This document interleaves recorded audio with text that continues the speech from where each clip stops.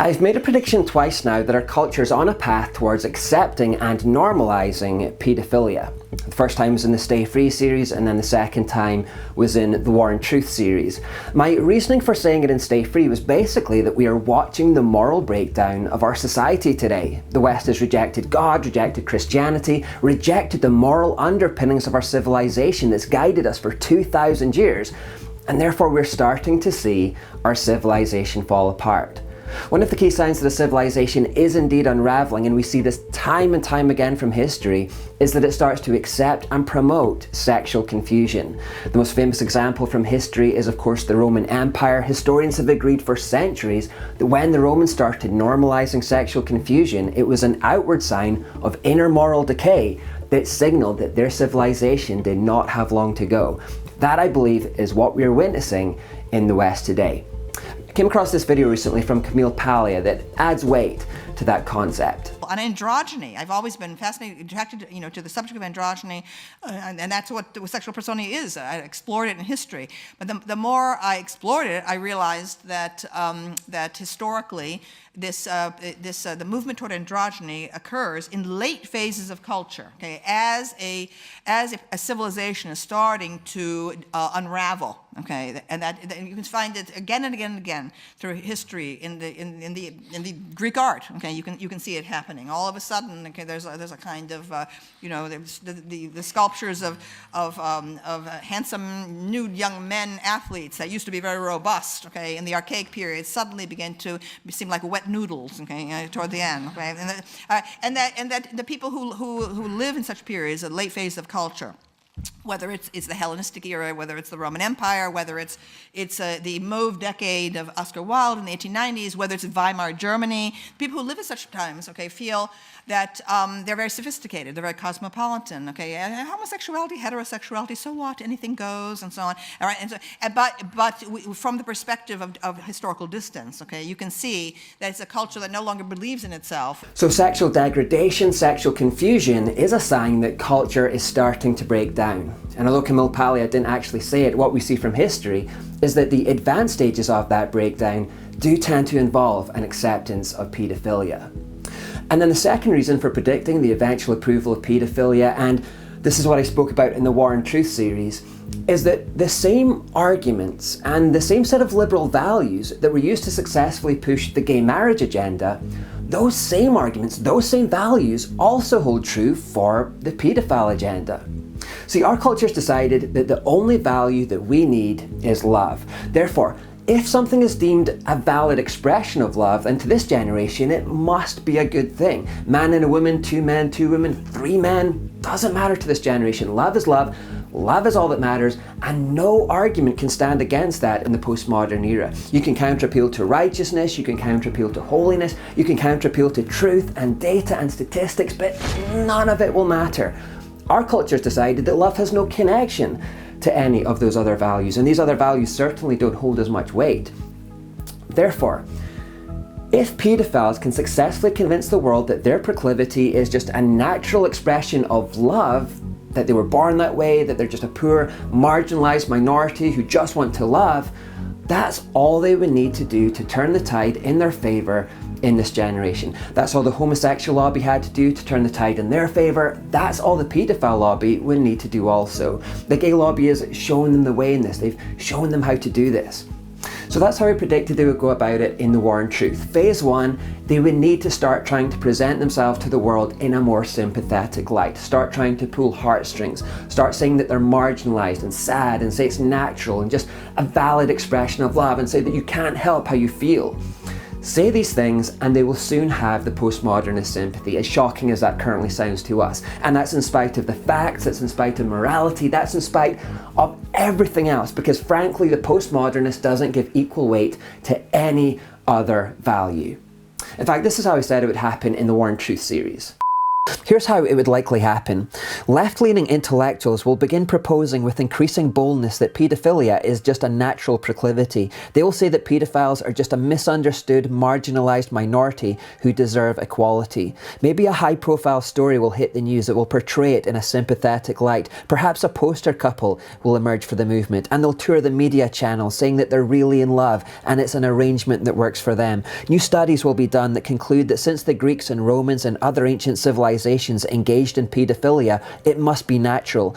After it's been framed in this sympathetic way, the herd, not wanting to be seen as intolerant or bigoted or out of step with the groupthink, will then begin to support paedophile rights. Attitudes will relax, it will become more widely accepted in public, and anyone who opposes it will then be shouted down as an intolerant paedophobe.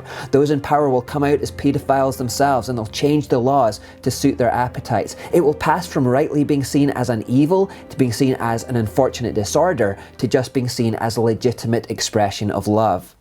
From an evil to an unfortunate disorder worthy of our sympathy to a legitimate expression of love. That's the sequence I believe that we're going to see pursued in the future. Now, the reason I'm making this video today is that just last week a friend of this ministry notified me that this is already starting to pick up pace, and they are indeed using these exact tactics to try to turn the tide of public opinion. Firstly, they're now actively vying to be included under the LGBT umbrella. Secondly, they're rebranding themselves with more politically correct speech, calling themselves not paedophiles anymore, but instead minor attracted persons. Thirdly, they've adopted a version of the rainbow flag with soft pastel colours. And then fourthly, liberal academics are indeed already trying to present them in a more sympathetic light. What follows are clips from a TED Talk given just last month at the University of Würzburg. Let me tell you about Jonas. Jonas is 19 years old. He studies law in Munich. In his spare time, he likes to play soccer. Jonas has a secret which he thinks he cannot share with anyone, not even with his best friend or with his parents. He's just too afraid of anger, rejection, and repulsion. Jonas knows that he has to suppress his sexual drive for his entire life. And he also knows that there will never be a loving and fulfilling partnership that he can enter. Because Jonas is a pedophile.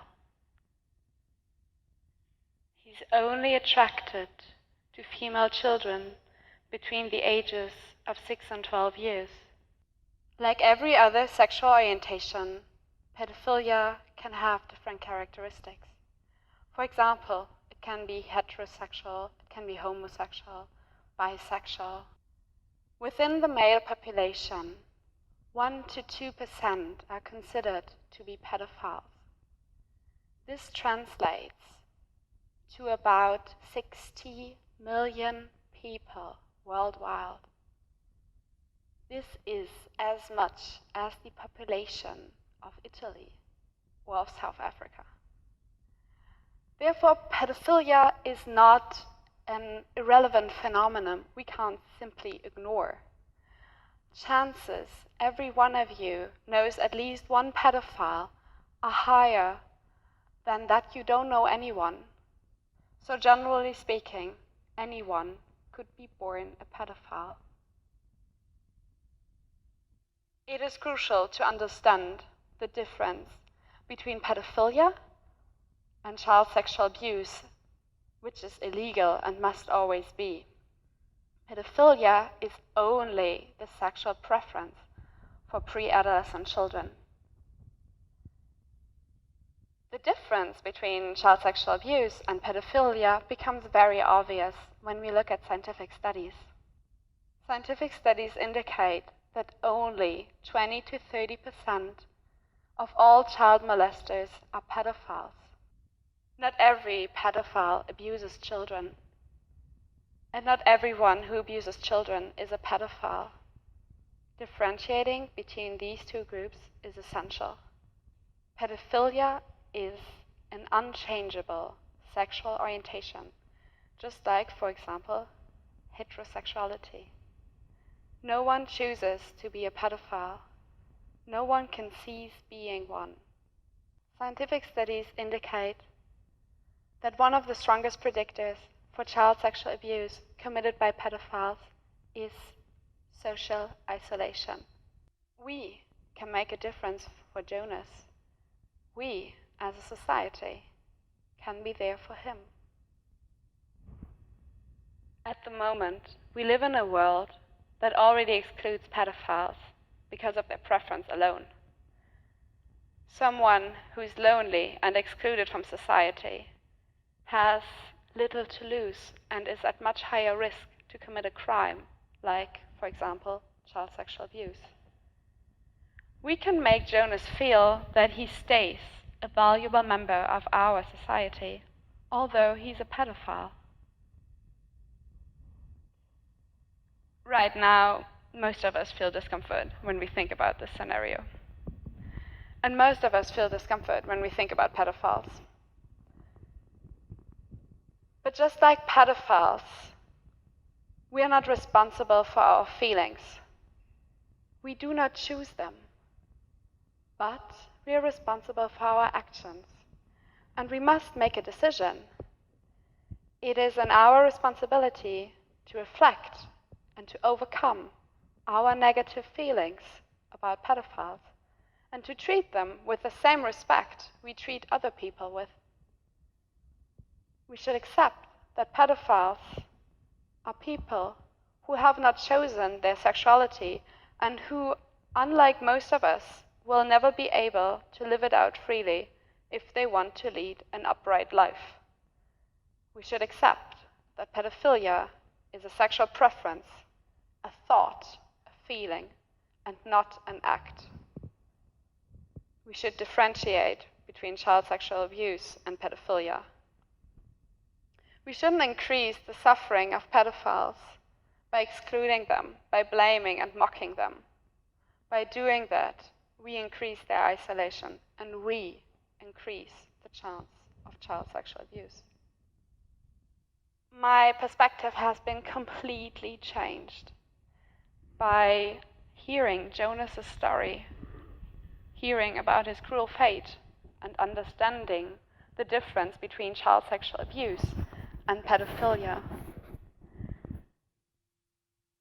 As a medical student with a background in psychology, I feel it as my responsibility to help others overcome and escape wrong stigmatization and to have a positive impact on our future society. So you can hopefully see the insidious nature of what was being said there. The attempt to invoke sympathy, to say that it's natural, that they can't help how they feel, to say that they're born that way, to say that we're marginalizing and excluding these poor people, and that we're the ones to blame for causing child sexual abuse because we're being mean to poor Jonas and other people like him. These are the exact same arguments that were once used to soften public opinion to gay marriage, and they're being used all over again. And my plea for this video is simply that we don't let this happen. Not this time. This is pure evil. And there's a spiritual evil behind it all too. I wanted to make this video so that we're fully aware of the assault that's coming, so that we're aware of the tactics being employed, and so that we might be shocked into reevaluating where we're actually heading as a society today. Liberals have been saying for years that love is all that matters. But if you have nothing solid underlying that philosophy, if you don't connect your idea of love to righteousness, to wholesomeness, then you're going to see the worst kinds of depravity, group marriages, paedophilia, bestiality, and incest, because every one of those groups will simply say that theirs is also a valid kind of love. So you would approve of incest marriage then? I mean, sure. We can't let this happen. This isn't progressive, this is regressive. This is return to a depraved world that Christianity once managed to reform for the better. As we turn our back on God, our society is falling apart, and surely everyone can see that. And if we don't take action now to return to those moral foundations, to return to the Bible, to return to God, we are going to regret this. Please, world, do not let this happen.